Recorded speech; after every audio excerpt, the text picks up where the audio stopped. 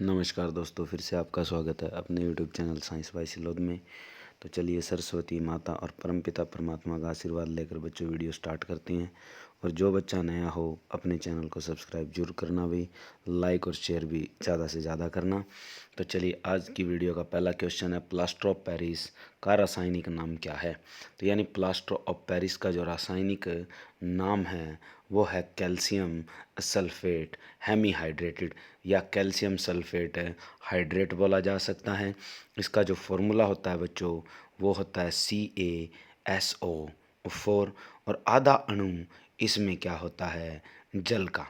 तो आपसे पूछा जा सकता है कि प्लास्टर ऑफ पेरिस में जो जल के अणु होते हैं उनकी संख्या कितनी होती है, तो आधा।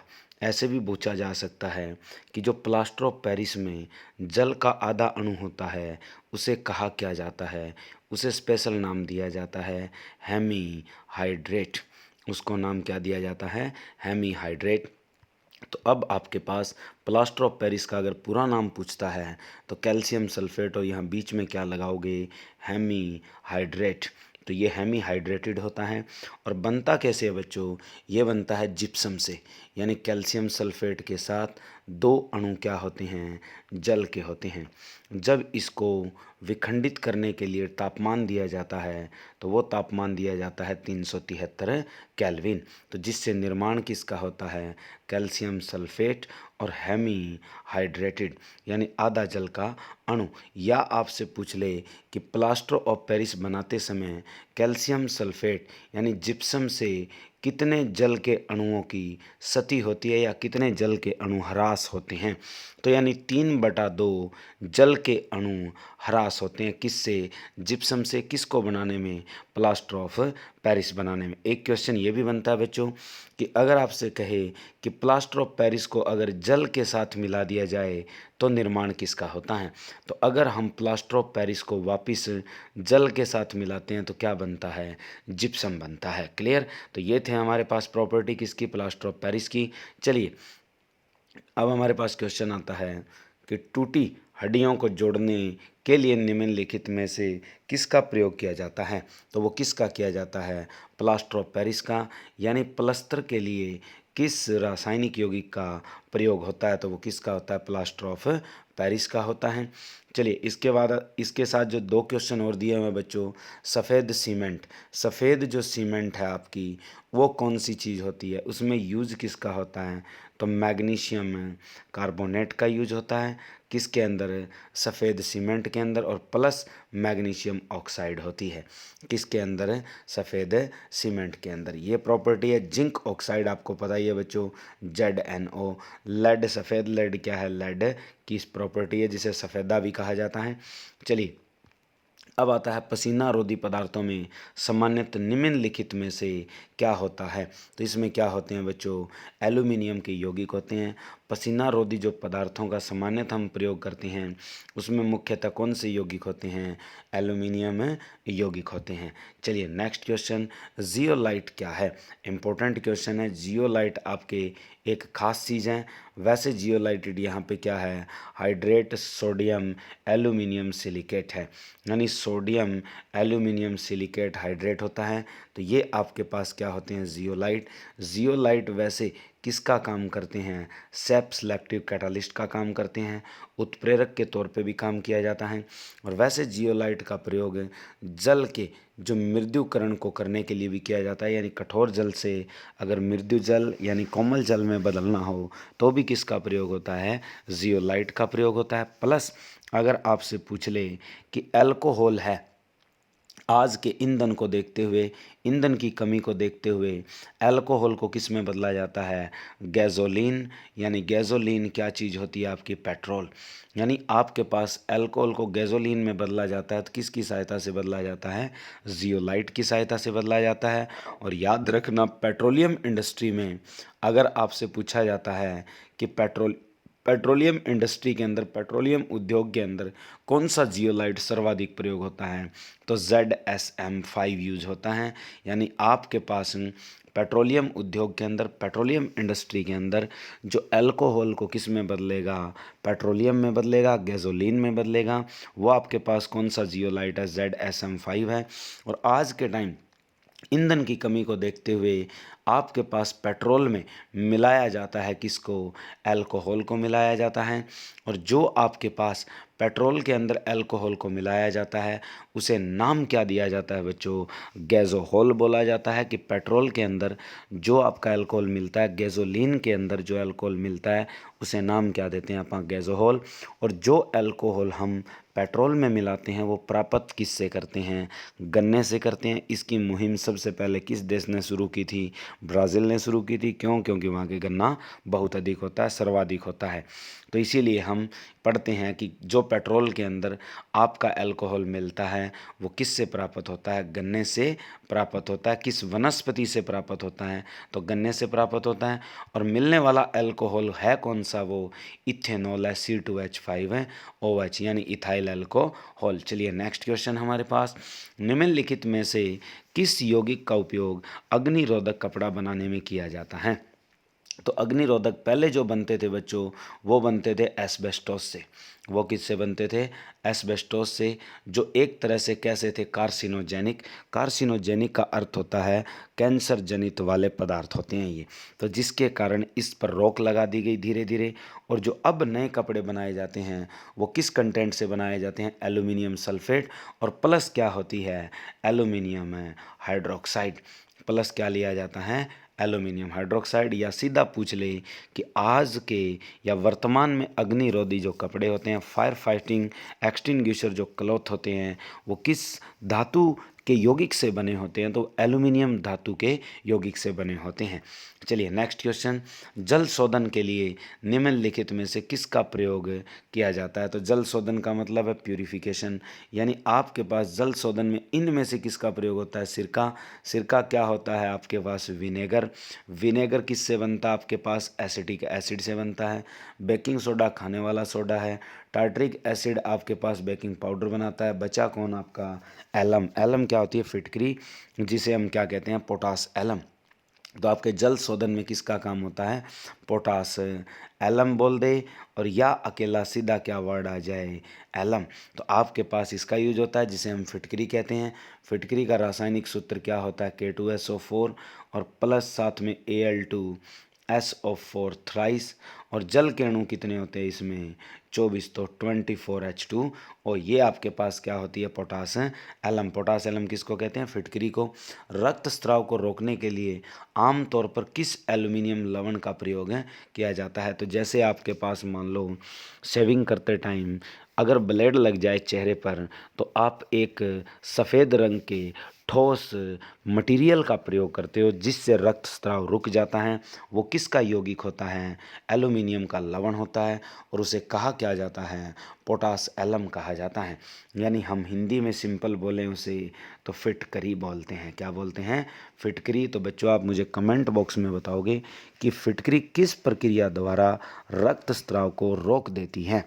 तो जब चोट लगने पर या ब्लेड से कटने पर हल्का रक्तस्राव होता है। और दूसरा मुझे ये क्वेश्चन बताओगे कि अगर चोटग्रस्त दुर्घटनाग्रस्त में अगर चोटग्रस्त हो जाए व्यक्ति और बहुत अधिक रक्त का स्राव होता है, तो उस स्राव को रोकने के लिए, उस चोट के स्राव को रोकने के लिए हम किस रासायनिक यौगिक का प्रयोग करते हैं। चलिए नेक्स्ट क्वेश्चन अपने पास है, एल्यूमिनियम के संबंध में निम्नलिखित में से कौन सा कथन सही नहीं है। तो देखो एल्यूमिनियम हाइड्रोक्साइड प्रकृति के एम्फोटेरिक होता है, ये बात बिल्कुल सही है कि जो एल्यूमिनियम ऑक्साइड होता है ना बच्चों, Al2O3, ये आपके पास किस प्रकृति का होता है, एम्फोटेरिक होता है। नंबर 1, एल्यूमिनियम प्रकृति में स्वतंत्र अवस्था में पाया जाता है, बिल्कुल नहीं पाया जाता।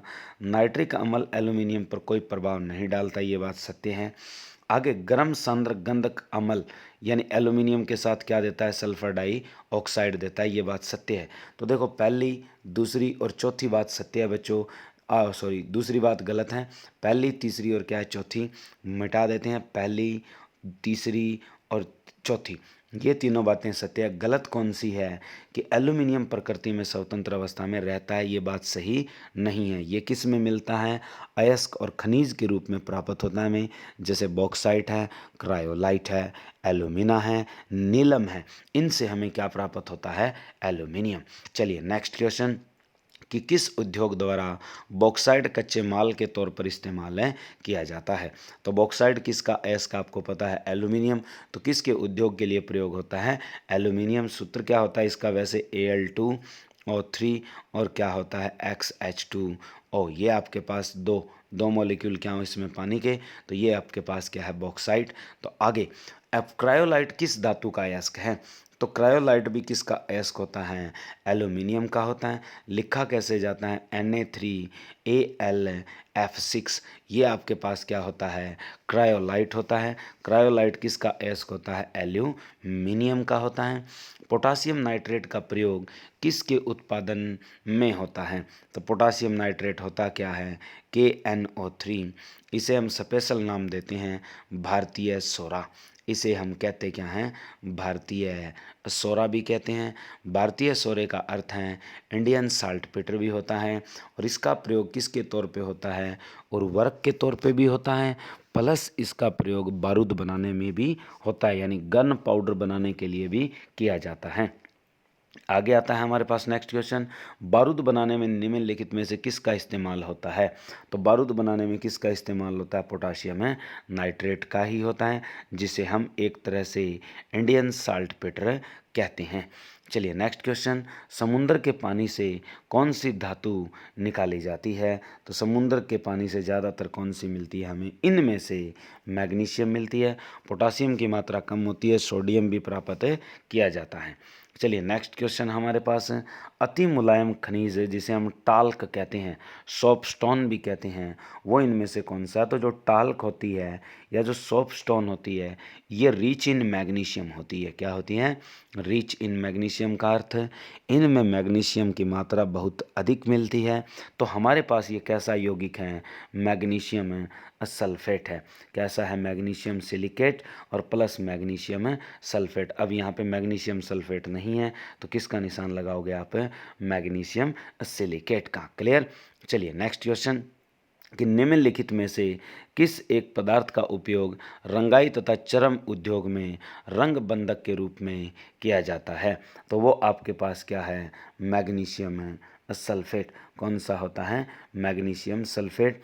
कि एक पदार्थ जो आपके पास रंगाई में और चर्म उद्योग में रंग बंधक के रूप में किया जाता है, तो वो कौन सा है, मैग्नीशियम सल्फेट। और प्लस बच्चों, अगर आपसे यहाँ पूछे तो इसमें प्लस दूसरा यौगिक क्या यूज होता है, जिंक कार्बोनेट भी प्रयोग होता है। चलिए नेक्स्ट क्वेश्चन हमारे पास है, एप्सम लवण इसका यौगिक है, तो एप्सम लवण इसका यौगिक है, तो किसका है ये, मैग्नीशियम का है।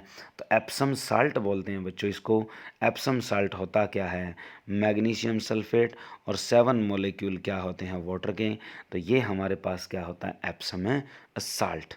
चलिए, पृथ्वी की पपड़ी में सबसे ज़्यादा पाया जाने वाला धातु कौन सा है, तो वो आपके पास कौन सा है, एल्यूमिनियम है। और यूँ पूछ ले कि पृथ्वी की सतह पर और पृथ्वी के गर्भ में सर्वाधिक तत्व कौन सा पाया जाता है, ये आप मुझे कमेंट बॉक्स में ज़रूर बताओगे कि पृथ्वी के गर्भ और पृथ्वी सतह पर सर्वाधिक मात्रा किस तत्व की है। चलिए नेक्स्ट क्वेश्चन हमारे पास, बॉक्साइट एस्क किसका, तो एल्यूमिनियम का है। बॉक्साइट एस्क किस धातु का है, एल्यूमिनियम का है। फोटोग्राफी में सोडियम थियोसल्फेट विलयन का प्रयोग क्यों किया जाता है, तो फोटोग्राफी में जो सोडियम थियोसल्फेट हैं इसका प्रयोग क्यों किया जाता है, अपचित चांदी को निकालने के लिए बिल्कुल नहीं, सिल्वर ब्रोमाइड कणों का चांदी से अपचयन करने के लिए बिल्कुल नहीं, अनअपघटित सिल्वर ब्रोमाइड को विलेय सिल्वर थायोसल्फेट संकुल के रूप में निकालने के लिए बात सत्य है। तो आपका ऑप्शन कौन सा बनता है, तीसरा, यानी अनअपघटित सिल्वर ब्रोमाइड को विलेय सिल्वर थायोसल्फेट संकुल के रूप में निकालने के लिए, यानी कॉम्प्लेक्स कंपाउंड बनाता है किसका, थायोसल्फेट का, किसके साथ, चांदी के साथ। तो इसका फार्मूला क्या होता है, ये होता है बच्चों कि Ag बनता है, ऐसे Ag होता है, और साथ में S2O3 ये बनता है, और ऊपर प्रॉपर्टी किसकी होती है, नेगेटिव चार्ज की। ऊपर प्रॉपर्टी किसकी लेते हैं, नेगेटिव चार्ज, ये होता है AgS2O3, यानी सोडियम थियोसल्फेट। ये आपके पास सिल्वर की प्रॉपर्टी में होते हैं। ये आपके संकुल यौगिक देते किसके साथ हैं आपके पास? Silver bromide. सिल्वर ब्रोमाइड क्या होता है? AgBr। जो फोटो के निगेटिव होते हैं उनमें AgBr कंपाउंड यूज़ होता है फोटोग्राफिक प्लेट के तौर पर। आगे आता है कि निम्नलिखित पदार्थों में कौन सा फोटोग्राफी में एक एंटी कलर के रूप में प्रयुक्त होता है? तो देखो, फोटोग्राफी में भी यूज़ होता है और एंटी कलर के तौर पर भी यूज़ होता है। वो कौन सा? सोडियम थियो सल्फेट। इसका फॉर्मूला होता है Na2S2O3। और इसके साथ जल के कितने अणु होते हैं? 5 अणु होते हैं। तो अगर आपसे पूछे कि सोडियम थियोसल्फेट में जल के अणु कितने होते हैं? 5। इसे दूसरा नाम क्या दिया जाता है? हाइपोविलियन, हाइपोसोल्यूशन। एंटी क्लोर के तौर पर कौन सा विलियन यूज़ होता है? ये क्वेश्चन आता है। तो हाइपोविलियन यूज़ होता है, हाइपोसोल्यूशन यूज़ होता है। वो किसका बना होता है? सोडियम थियोसल्फेट का बना होता है। फोटोग्राफी में स्थायी कर दे दिया बच्चों, फिक्सर का या विकासक यानी डेवलपर के रूप में प्रयोग होने वाला रसायन कौन सा है? सोडियम थियोसल्फेट ही है। कि फोटोग्राफी में स्टेबिलिटी के लिए, फिक्सिंग के लिए और डेवलपर के लिए जो प्रयोग होता है रसायन यानी कंपाउंड, वो कौन सा है? सोडियम थियोसल्फेट होता है। आगे, कार चालक की सुरक्षा के लिए प्रयोग में आने वाला वायु थैला यानी एयर बैग, यानी गाड़ियों के जो एक्सीडेंट होते हैं उसमें कार चालक को बचाने के लिए जो एयर बैग निकलते हैं उनको बनाने के लिए हम किस रसायन का प्रयोग करते हैं? ये खास क्वेश्चन है। तो वो रसायन कौन सा आपके पास? सोडियम एजाइड है। सोडियम एजाइड का फार्मूला होता है बच्चों NaN3। यानी आपके पास सोडियम अजाइड का प्रयोग किया जाता है किसको बनाने के लिए? गाड़ियों में एयर बैग बनाने के लिए, जो दुर्घटनाग्रस्त होते समय व्यक्ति को या चालक को बचाने की कोशिश करते हैं। तो आगे एक क्वेश्चन यहाँ से आता है कि कार चालक की जो सुरक्षा के लिए जो एयर बैग होते हैं उनमें गैस कौन सी होती है? यानी जो फूलते हैं तो वो किसके कारण फूलते हैं? सोडियम अजाइड के कारण। गर्मी पैदा होती है, उस हीट से वहाँ गैस जनरेट साथ में कौन सी करता है? नाइट्रोजन। तो एयर बैग में कौन सी गैस रहती है? सोडियम अजाइड के साथ है नाइट्रोजन गैस रहती है। और एक सोडियम अजाइड के अलावा बैरियम अजाइड और होता है बच्चों BaN3 ट्वाइस। इन दोनों एस्क से हम नाइट्रोजन भी प्राप्त कर सकते हैं। क्वेश्चन आता है कि नाइट्रोजन आसानी से किन यौगिकों को गर्म करने से प्राप्त हो जाती है? तो एक सोडियम अजाइड है, दूसरा बेरियम है अजाइड है। इंपॉर्टेंट क्वेश्चन है दोनों। अब आता है चिल्ली सोरा, किसका रासायनिक नाम है? चिल्ली सोरा है बच्चों, ये चिल्ली साल्ट पेटर है। तो ये किसे कहते हैं? सोडियम नाइट्रेट को। सोडियम नाइट्रेट होता है NaNO3। यानी पोटेशियम नाइट्रेट तो होता है भारतीय सोरा। और दूसरी बात है सोडियम नाइट्रेट, सॉरी बच्चों, सोडियम नाइट्राइट पे लगा दिया, सोडियम नाइट्रेट। ये होता है लास्ट वाला सोडियम नाइट्रेट। फॉर्मूला याद रखिए आप NaNO3। ये होता है सोडियम नाइट्रेट। और एक होता है नाइट्राइट। नाइट्राइट ये होता है NaNO2। यानी NaNO2 लग गया तो ये नाइट्राइट होता है, और NaNO3 लग गया तो वो नाइट्रेट है। चलिए, कास्टिक सोडे का रासायनिक नाम क्या है? तो कास्टिक सोडा किसको कहा जाता है? NaOH को कहा जाता है, जिसे हम क्या कहते हैं? Sodium hydroxide. यानी सोडियम हाइड्रोक्साइड आपका क्या कहलाता है? कास्टिक सोडा कहलाता है। और यह कैसी प्रकृति का रसायन है बच्चों? कि ये NaOH जो है, वो कास्टिक सोडा जो है, वो कैसी प्रकृति का रसायन है? तो ये अक्षार है, अक्षारीय प्रकृति होती है। इसकी pH लगभग कहाँ तक होती है? 14.0 के पास। कब? जब सांद्र अवस्था में होता है। तो निम्नलिखित तत्वों में कौन सा एक ठोस हाइड्रोजन कार्बोनेट नहीं बनाता? यानी कौन सा जो एलिमेंट है वो आपके solid hydrogen carbonate bicarbonate generate नहीं करता? वो आपके पास कौन सा है? पोटेशियम। तो पोटेशियम आपका hydrogen carbonate generate solid state में नहीं करता, यानी बाइकार्बोनेट है वो सॉलिड फॉर्म में तैयार नहीं करता। चलिए, दावन धोने का सोडा किसका प्रचलित नाम है? धोने का जो सोडा है वो किस रसायन का प्रचलित नाम है? वो है आपके पास सोडियम कार्बोनेट। यानी सोडियम कार्बोनेट आप लिखते हो तो Na2CO3, और साथ में कितने अणु जल के होते हैं इसमें 10। ये क्वेश्चन आता है कि धावन सोडे के अंदर जल के अणु कितने होते हैं 10 होते हैं। और यौगिक कौन सा है ये सोडियम कार्बोनेट डेकाहाइड्रेटेड बोलते हैं इसको, सोडियम कार्बोनेट डेकाहाइड्रेटेड। सोडियम कार्बोनेट सामान्यतः जाना जाता है, तो सोडियम जो कार्बोनेट है उसे सामान्यतः क्या कहते हैं हम सोडा।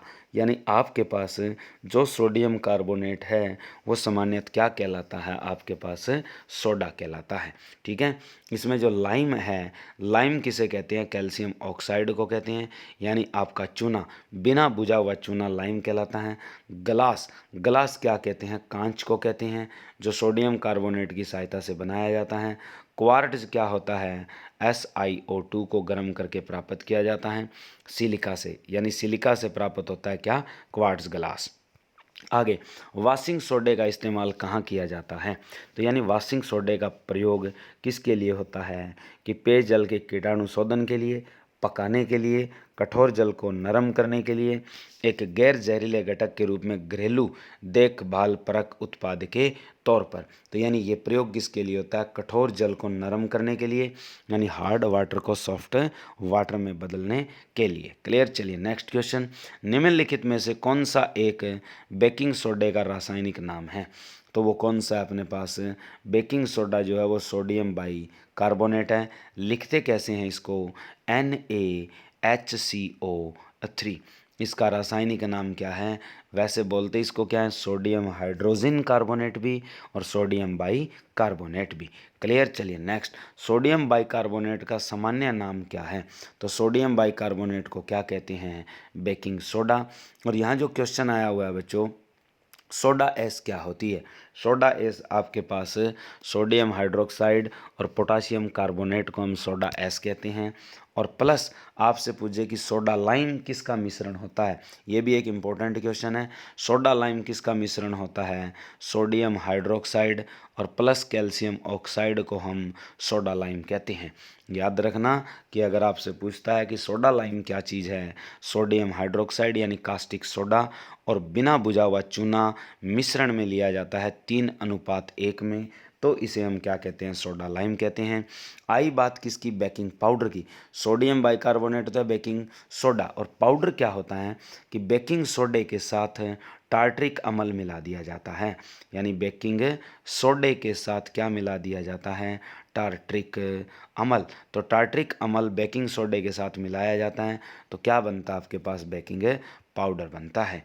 चलिए, जब सोडियम बाइकार्बोनेट की अत्यधिक गर्म किया जाता है तो क्या उत्पाद बनता है, जैसे आप चने वगैरह तैयार करते हो सब्जी बनाते टाइम, राजमा की सब्जी बनाते टाइम, तो उसमें हल्का सा आप बेकिंग सोडा डालते हो, तो उससे होता क्या है बदलाव हो जाता है बच्चों किसके अंदर, उसकी प्रकृति बदल जाती है। सोडियम बाइकार्बोनेट की प्रकृति होती है अक्षारीय, और ये किस में बदल जाता है आपके पास सोडियम कार्बोनेट, किस में बदल जाता है सोडियम कार्बोनेट। यानी गर्म करने पर किस में बदलाव होता है इसका सोडियम कार्बोनेट में हो जाता है, और जिसकी प्रकृति वैसे क्या होती है अम्लीय होती है, क्या होती है अम्लीय।